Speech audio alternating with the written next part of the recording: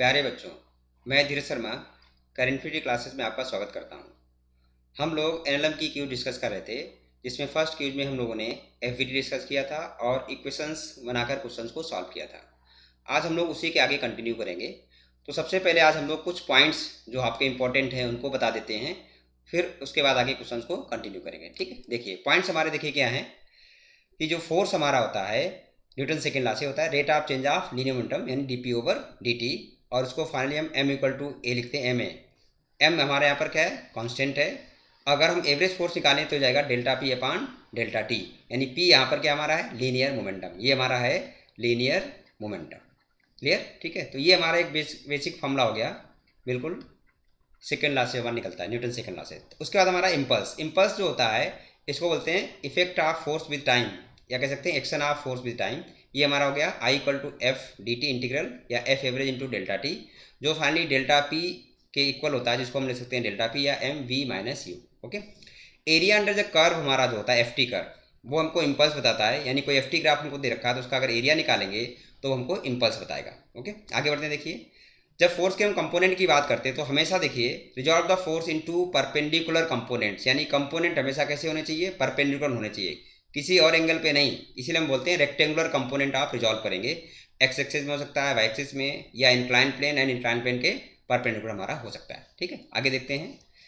If a body has acceleration, अगर body के पास हमारा एक्सलेरेशन है, उस केस में किसके कंपोनेंट करेंगे किसके नहीं करेंगे, तो इसमें लिखा resolve the force which is neither parallel nor perpendicular to the acceleration, यानी ऐसा फोर्स हम लेंगे वीडी में जो ना तो एक्सलेरेशन के पैरेलल हो ना परपेंडिकुलर, उसके कंपोनेंट करेंगे। और उसमें भी कह रहा है हमारा such that one component is parallel and other is perpendicular to the acceleration, यानी ये पॉइंट हमको ये बताता है कि किस फोर्स के कंपोनेंट हमको करने हैं। इसमें कोई कंफ्यूजन नहीं, बहुत सिंपल है। हमारा एक्सलेरेशन वेक्टर हमने डिसाइड किया और जो फोर्स ना तो उसके पैरेलल है ना परपेंडिकुलर, उसके कंपोनेंट करेंगे। एक कंपोनेंट एक्सलेरेशन के पैरेलल में होगा, दूसरा उसके क्या होगा, परपेंडिकुलर होगा। ओके, नेक्स्ट पॉइंट देखते हैं।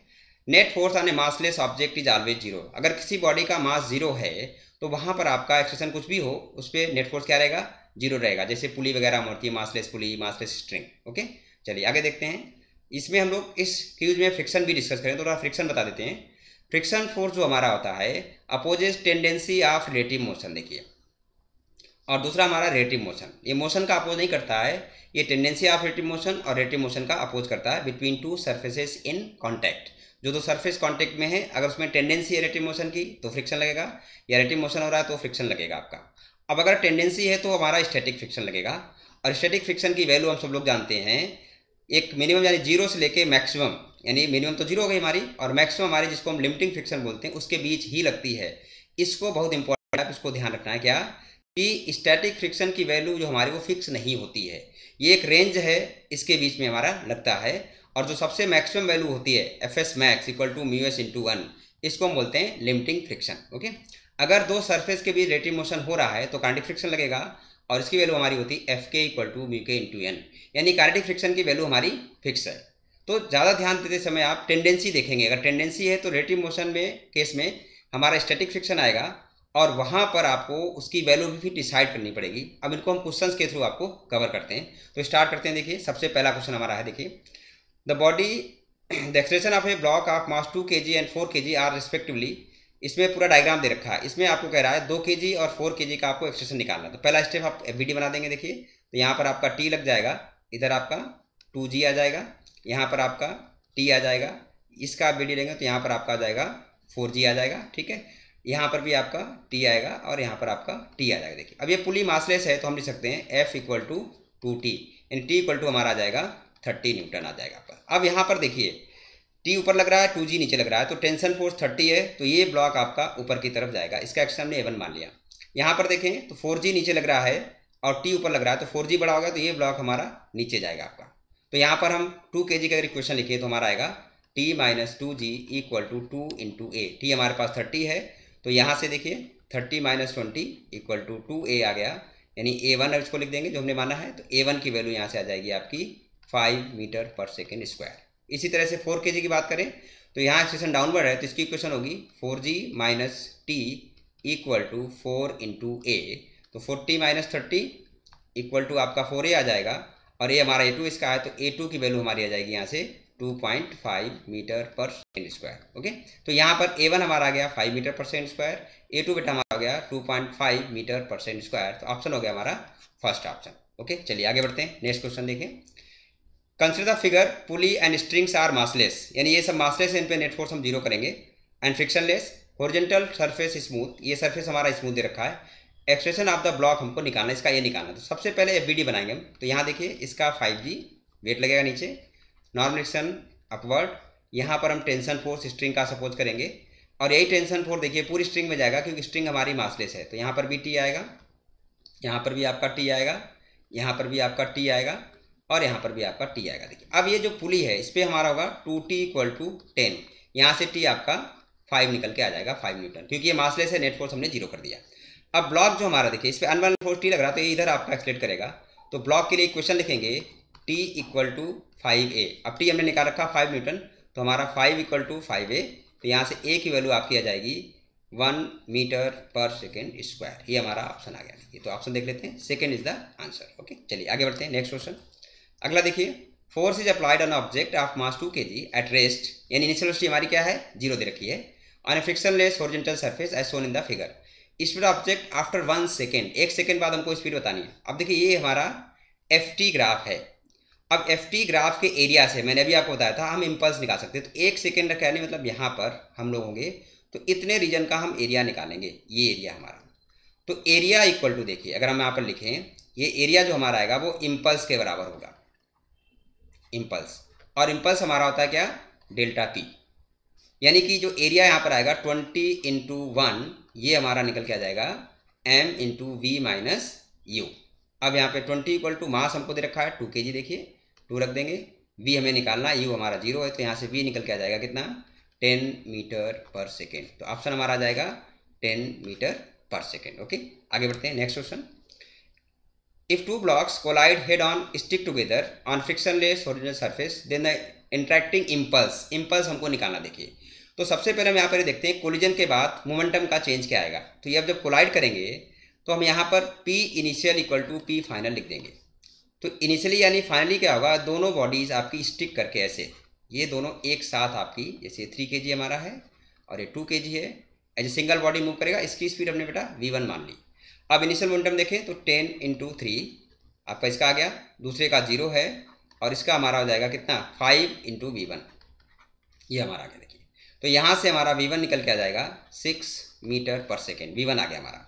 अब इम्पल्स निकालने के लिए चेंज इन मोमेंटम आप किसी भी एक ब्लॉक का ले सकते हैं। तो हम 2 kg ब्लॉक का इम्पल्स, इस पर जो इम्पल्स लग रहा है उसको कंसिडर करेंगे, क्योंकि यहाँ पर इनिशियल हमारा 0 है।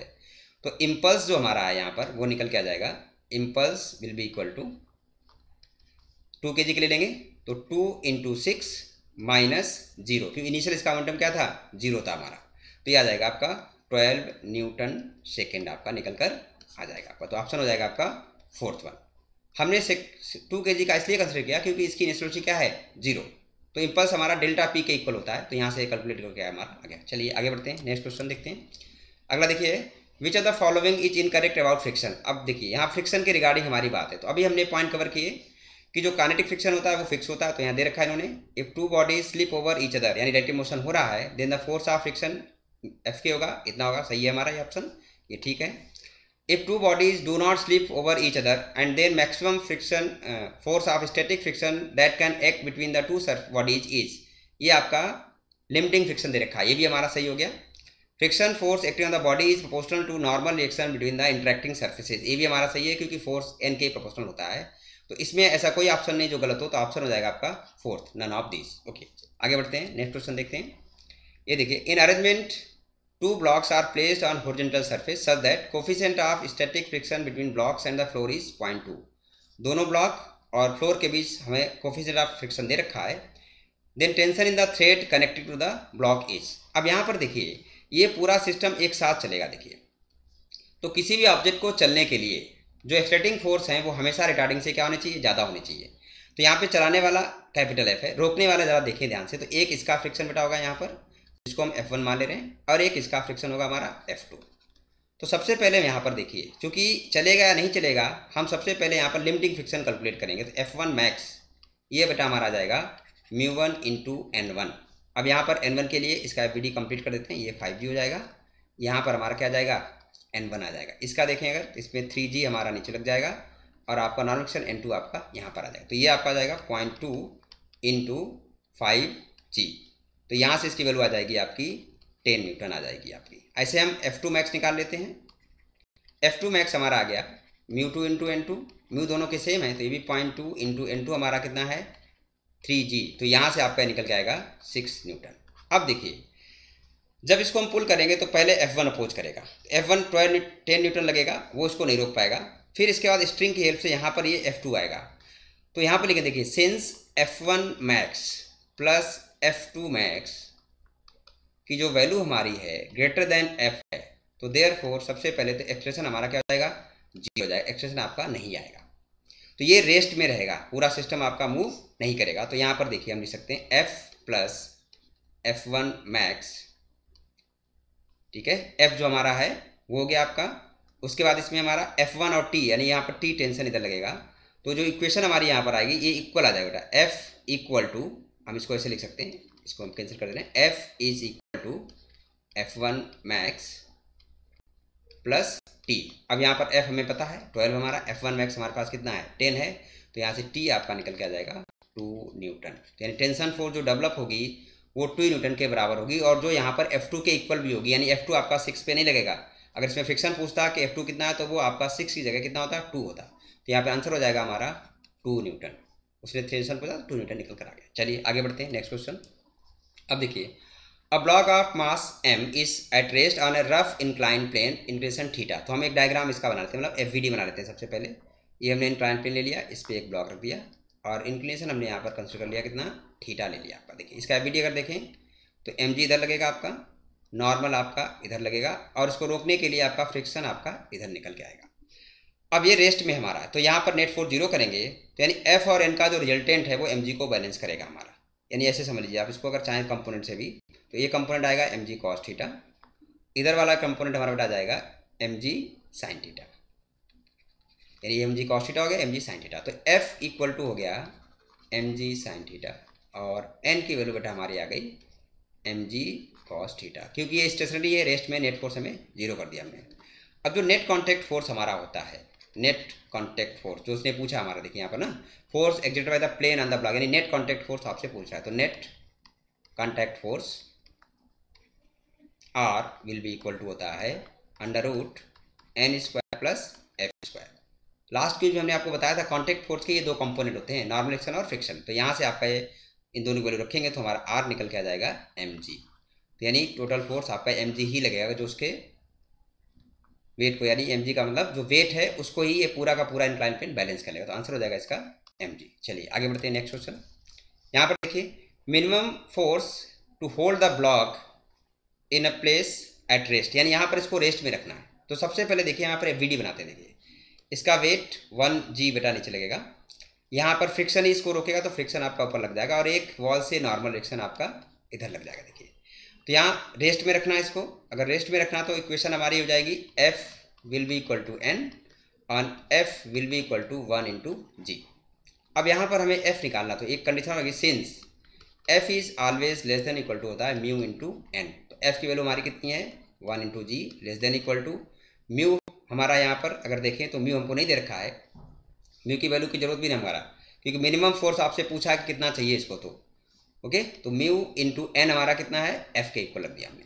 ओके, तो यहाँ से F जो आ जाएगा greater than equal to g upon mu निकल के आ जाएगा। अब म्यू का वैल्यू देखें, अब इन्होंने यहाँ पर म्यू दे रखा हमको 0.1, इसको हम रख देते हैं। तो F आपका आ जाएगा greater than equal to 10 upon 0.1, that is F should be greater than equal to 100।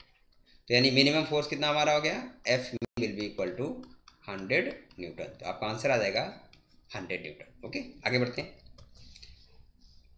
इसमें देखिए कह रहा है block A is placed on smooth horizontal surface, another block B is placed in contact with A as shown in the figure. यहाँ पे लगा रखा आपको the coefficient of friction between the A and B is 0.5, friction coefficient दे रखा है। Minimum expression यानी कितने से इसको मूव कराएं कि ये ब्लॉक जो हमारा है वो स्लिप ना करे। तो सबसे पहले इसका FVD बनाएंगे। देखिए इसका वेट यानी mg नीचे लगेगा, और ये आपका कॉन्टैक्ट फोर्स इस पर आपका n इधर आएगा, और फ्रिक्शन ही इसको होल्ड करके रखा है, तो फ्रिक्शन आपका इसमें ऊपर लग जाएगा। अब इक्वेशन लिखिए यहाँ पर, तो देखिए F will be equal to mg, और एन ही इसको मूव कराएगा, तो n equal to m a. और यहाँ पर भी वही लगाएंगे, since f is less than equal to mu into n, तो यहाँ पर कंडीशन अगर लगा दें तो m g should be less than equal to mu into m a, तो एम से एम कैंसिल हो गया, तो ए आ गया ग्रेटर देन इक्वल टू आपका जी अपान म्यू। अब जी हमारा 10 हो गया और म्यू 0.5 दे रखा है, तो यहाँ से आ जाएगा a min will be equal to 10 upon 0.5, तो आ जाएगा a min will be equal to 20 metre per second square. ये हमारा निकल कर आ जाएगा 20 metre per second square. Okay, चलिए आगे बढ़ते हैं। नेक्स्ट क्वेश्चन देखिए, अगला क्वेश्चन है choose the incorrect statement. Limiting friction is slightly greater than kinetic friction, ये हमारा करेक्ट स्टेटमेंट है। यानी लिमिटिंग फ्रिक्शन की मैक्सिमम वैल्यू होती है सबसे ज़्यादा, इससे ज़्यादा कोई फ्रिक्शन हमारा नहीं होता है। According to Newton third law force exist in pair, ये भी हमारा ठीक है। Friction force is fundamental force, ये गलत हमारा है, ये इनकरेक्ट स्टेटमेंट हो गया कि फंडामेंटल फोर्स जो हमारा फ्रिक्शन नहीं होता है। Electromagnetic force between two charge particle depend on the medium, ये भी ठीक हमारा है। तो यानी यहाँ पर आंसर आ गया आपका थर्ड वन। ओके, तो इस तरह से हमने यहाँ पर देखिए आपके क्वेश्चंस डिस्कस किए। तो इस क्यूज में मैंने आपको ये बताया कि फ्रिक्शन की जो स्टैटिक वैल्यू हमारी है, स्टैटिक फ्रिक्शन, वो कैसे कंसिडर करनी है, और उसके कुछ क्वेश्चन हमने यहाँ पर डिस्कस किए। अगले क्यूज में हम फ्रिक्शन के कुछ थोड़े से और एडवांस लेवल के क्वेश्चन जो आपके थोड़े होते हैं उनको डिस्कस करेंगे, और इन्हीं पॉइंट के हेल्प में आगे इनको हम कंटिन्यू करेंगे। Okay, thank you.